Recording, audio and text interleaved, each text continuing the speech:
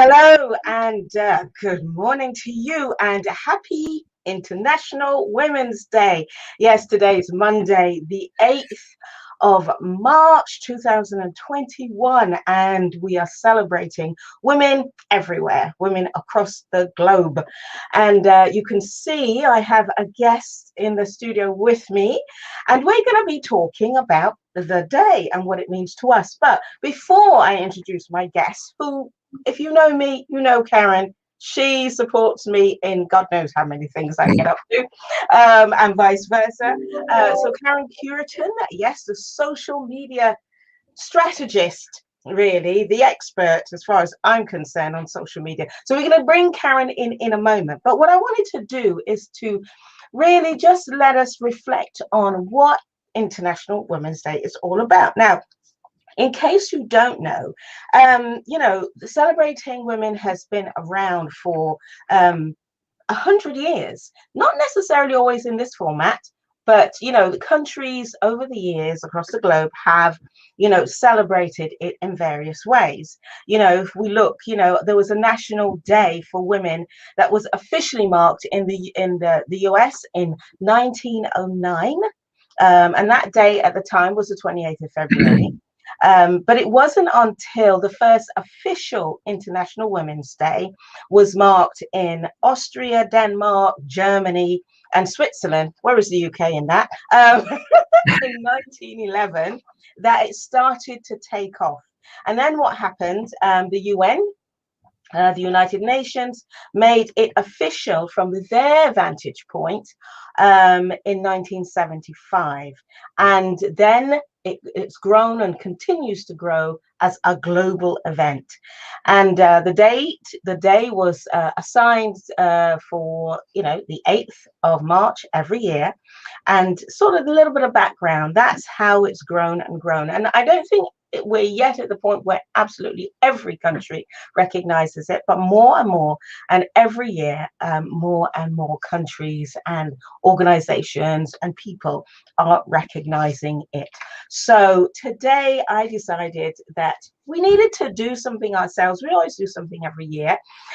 So we needed to do something ourselves. So throughout this day, I'm going to be speaking to a number of guests, both male and female, to talk about International Women's Day and what it means to them. So Karen Cureton, welcome.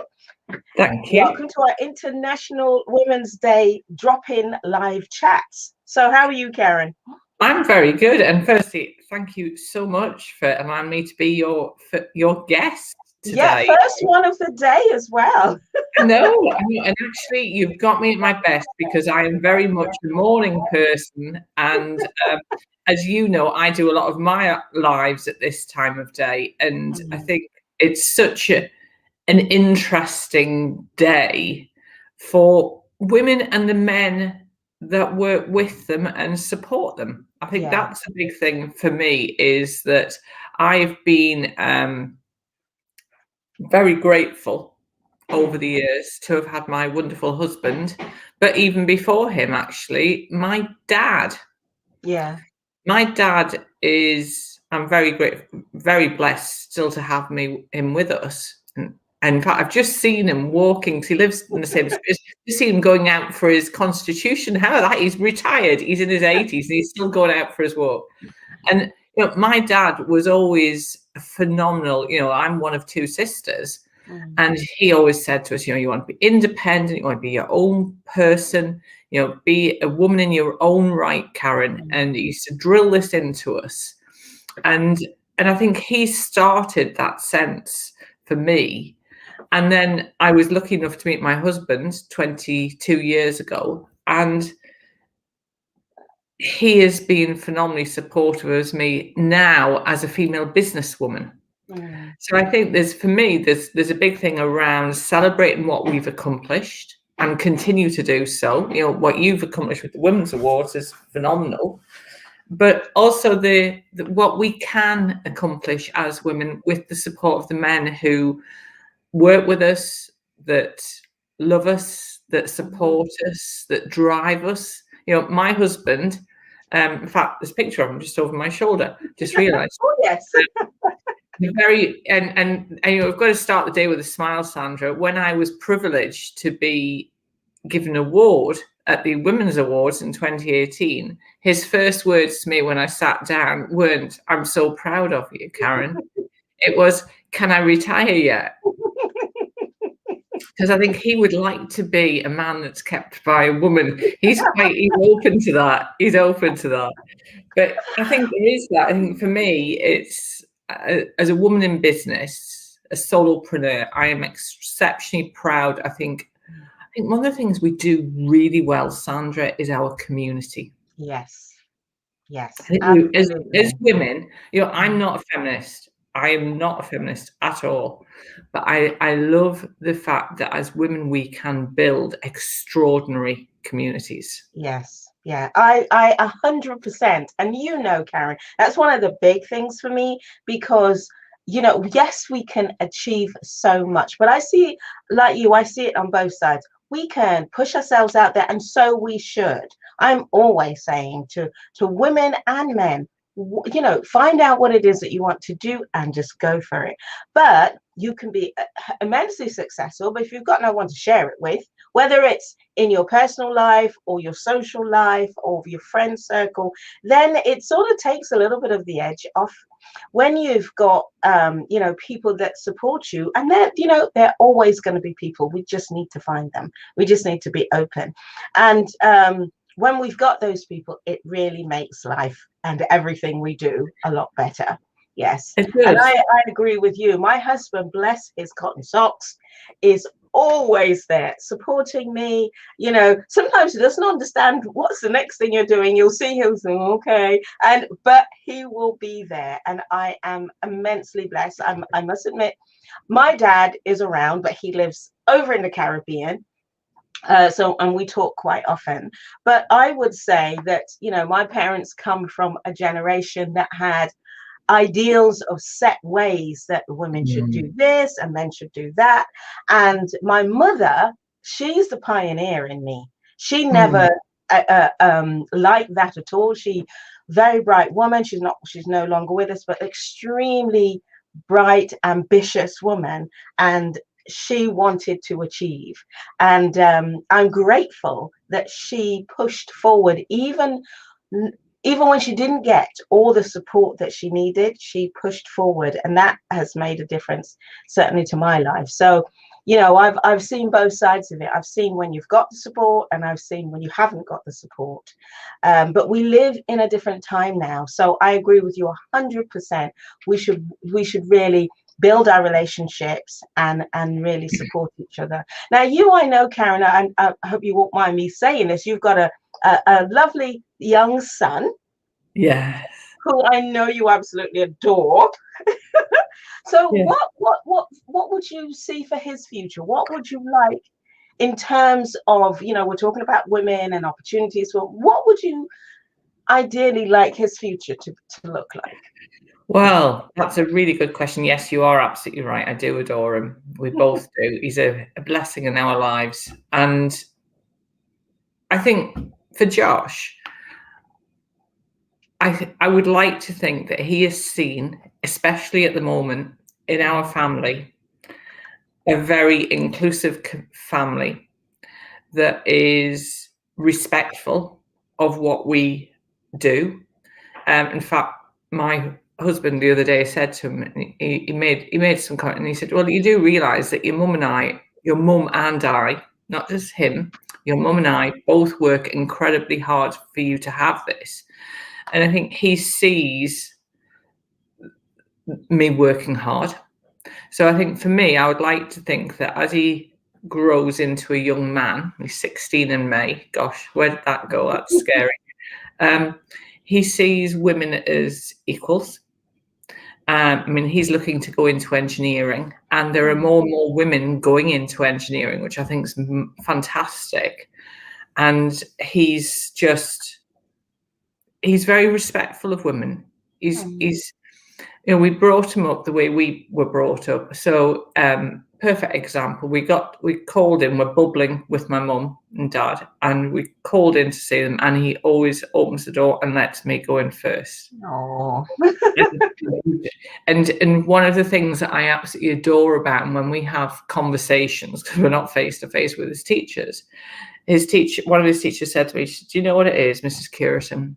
Your son's the only child that says to me, 'How are you today, miss?'" Oh, And he's how respectful. lovely. He's respectful of people. And actually, I think as a young man, I want him to build on that and see women as partners. And our marriage is very much a partnership. So I'd like to think he sees that in his parents, Yes. and that he will look for a sense of family with if he ever settles down with his wife, partner, whatever it's going to be. We said to him the other day, we don't mind. And we had, no, girls. Not ready to even think about that yet. Oh gosh, no. No. We don't even want to go there. But I think he is very well. We make a joke of it in that he'll say, if the washing machine's beeping, I'll go, "Oh, Mum, your room's shouting for you." But it's a joke.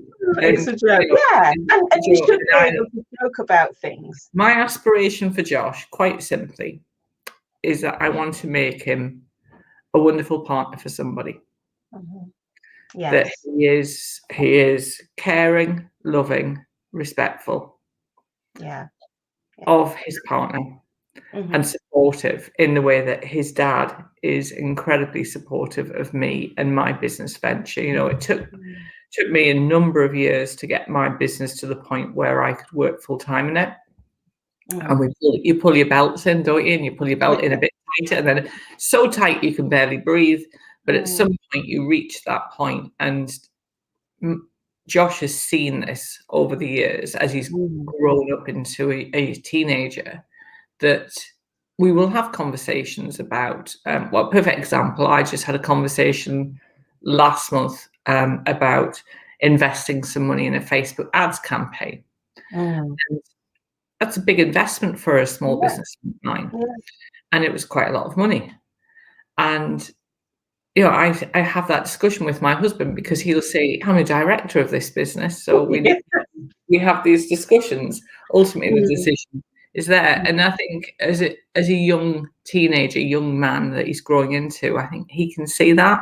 Yes. And I think that is so important, because I know when I was growing up, you know, my parents didn't discuss, well, they struggled to talk to each other about money, you know, that sort of generation. And therefore, as a generation coming up, and as a young woman coming up, we didn't have those discussions about finance. You could see the impact on lack of finance. You could hear the arguments sometimes and that sort of stuff, but you weren't really taught about it. You weren't, taught in that way. You were taught about, yes, you need to earn it, and we would work in the house and we would get 50p a week or whatever. But that was big money in those days, for a child, at least. Lots of sweets. So there wasn't the clear understanding that was given. So I think that's a really good thing. I was going to ask, and you started to mention, in terms of the length of time you've been in your business, you've been running your business, what changes, if any, have you seen in terms of women running their businesses? What are some of the good things and the not so good things that you've experienced, not only yourself but observing other women running their businesses? I think that's a really good point. I mean, I've been working full-time self-employed for 10 years now, and before I worked self-employed, I had full-time. I had a job where I worked 2 days a week on Loughborough University campus, and what I saw then, more than I see now, is a lack of support for women who have families. And I think fast forward to 2021, what I see now is that there is more of a ethos of helping women back into work, helping women have a career. I have the utmost respect. You know, I've got a couple of friends that are single parents. I don't know how they do it. I don't know how they do it. I think it's an incredibly difficult thing, but I think for women in business, I would say in the last 5 years, I've seen a huge shift into a respect for women who run their own businesses. They're taken seriously. I mean, I had a meeting with a potential client 2 years ago, and he was very old school. You know, he called me Mrs. Cureton for a start, and that tells me that he's very old school, because that just makes me feel so old. But he said, you know, why would I give you this job, sort of thing? And it was my first thought. Actually, what's really interesting, I've never thought he wouldn't give me the job because I was a woman. He was wanting me to verify why I should be working with him. And I think that's really interesting. And I think maybe that's one of the changes is that, you know, I looked at one of my longest standing clients, and a former winner at the Women's Awards works at a big law firm in Derby. And you walk into there, and I've been working there with them for 9 years. And that's a really interesting example of how women have changed in the workplace, because I would say probably 70% of the workforce are women. Yeah. But they are allowing the women who work there to have that flexibility around working from, especially now, unfortunately, working from home. But also there's the element of understanding and empathizing.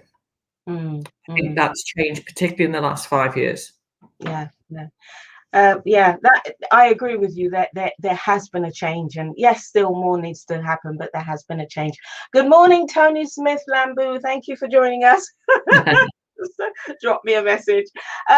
So do you think that change has come about because of the approach of women, or, you know, why do you think that there's been the change? I mean, it could be all sorts of reasons, but, you know, I think it's multiple things, but I think having a more credible presence is really important.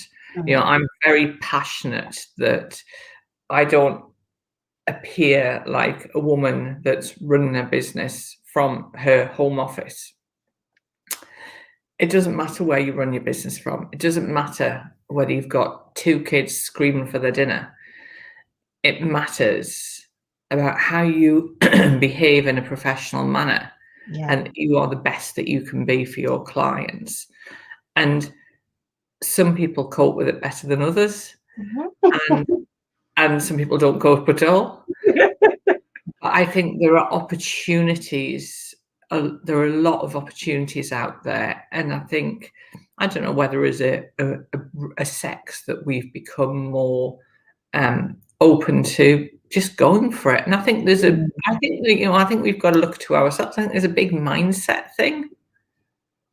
I was going to mention that same word, mindset. It is about mindset. If we sort of take on, and if we take on all the negativity that people tell us, women can't do this, women can't work in this sector, women can't run a business, you know, if we take that on, then that is going to be how we see ourselves and how we act in the world. But as I go back to my mother with, you know, all of her, you know, good points and, you know, bad points, faults and all that. I'm sure my daughter will have a whole list of her own. But, you know, one thing I saw about her, she just bucked the system. She did not care. Yes, she did care, but she did not let what people told her, you know, influence what she knew she could do or what she wanted to do. And that's what it comes around to. And go back to, you know, your really important point about relationship and community. You know, there's one of the reasons why, you know, I've set up and pushed the Women's Awards and the Women's Awards community, is so that as women we can hang out with people that will help us change our mindset, you know, and see good examples like yourself and other women out there, you know, promoting and pushing the fact that women can do things as well as In some cases better than, but then there's some things that, you know, men may be able to do better than women. But it's all about everybody getting the opportunity that's available for them. So who you hang out with is hugely important. Well, isn't there that saying, and I don't know it, so nobody if you get it wrong, but is the same that you are the sum of the people that you spend the most time with? Yeah, yeah, yeah, absolutely. Because we So true. influence. Yeah, we influence each other and we're influenced by each other. Yeah, yeah. So, okay, so looking forward to the year, what are some of the well, and beyond, what are some of the things that you know, if you had to list one thing that you would like to see women get more of, benefit from, you know, something that would help women, whether it's business, career, or whatever, what would that one thing be for you? Oh my gosh, that's a huge question for a Monday. That's a huge question. I think courage of their own convictions. I like that. For me, I have a whiteboard in my office, and I have all of my objectives and everything on there. But on the top of there, I have a couple of phrases that I absolutely love. And there is one that I started focusing on 7 years. And it was something, actually, I think the lovely Ashley Banjo from Diversity came up with, or whether he'd found it somewhere else. And it was, ask for what you want, think how you're going to feel when you're going to get it, and then believe it's going to happen. Yes. And I see that, and not every day does it resonate with me, but I think we need to have that courage of our own convictions and think about and focus on what we want rather than what we haven't got, because we've been through an incredibly tough 12 months. We're coming out the other side. Yay, I'm getting my vaccine on Saturday. I've got to tell you. I'm excited. So excited. And that's sad because now everybody officially knows how old we are. You notice I'm not saying anything. Mine is scheduled. Yeah. I lied about my age. I'm only 36, everybody. And I think that's the thing, is I think what I'd like to see is more women focusing on what they want out of their lives, professional and personal, rather than dwelling. You know, there is that saying, I'm coming out with lots of sayings, so this is really bad. I don't know if it's bad or good. No, that's good. But, you know, not focus on what's happened, focus on now, because they call it the present for a reason. It's a gift. Absolutely. And we are gifted. And, you know, I am incredibly grateful that the last 12 months professionally has been very kind to me. And my family, touch wood, are all well. And I'm very grateful for that. And I think it's sometimes easy to lose sight of what we have now. Yes.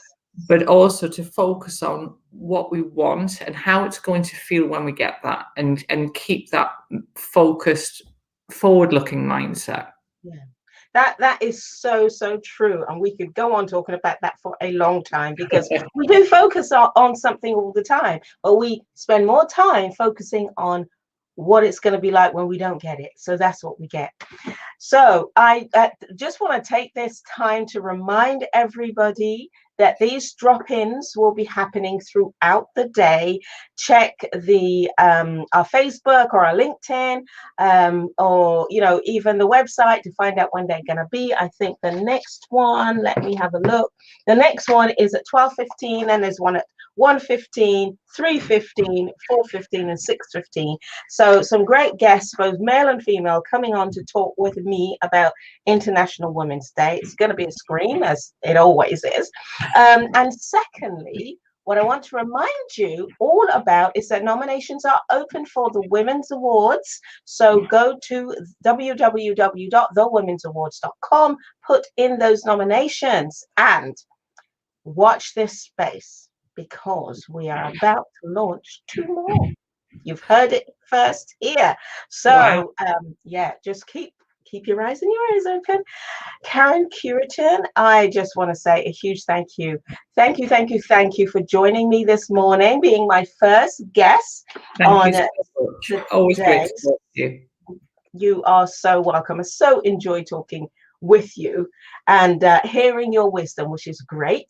And so I can see your husband almost in your eyes. You were just looking around, so I know he's passing by. Morning,